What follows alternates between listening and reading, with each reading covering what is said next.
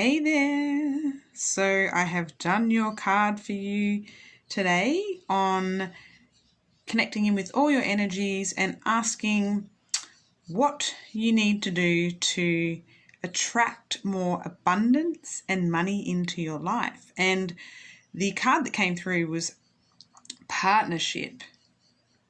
And so this one, it's an interesting one that came through.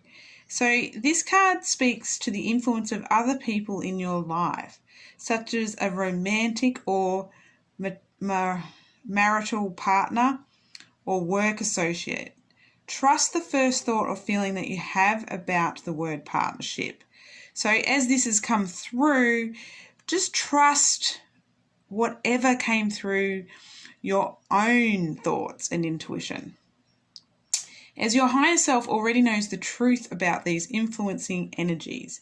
If you feel that certain people are adversely affecting you, this card signals the need to take a relationship inventory, to bring positive energy to the relationships or to decrease your involvement with them. Studies are showing that a person's income is proportionate to that of the people he or she spends time with. If you hang out with those who complain, this will bring you down.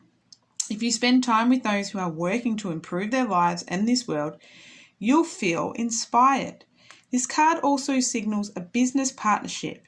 And again, trust your first thought or feeling for inner guidance. Many successful businesses are formed from partnerships, so you may be guided to network with others or to join a networking group to meet potential partners. God is guiding you to the right people to support the fruition of your divine purpose. So there you go.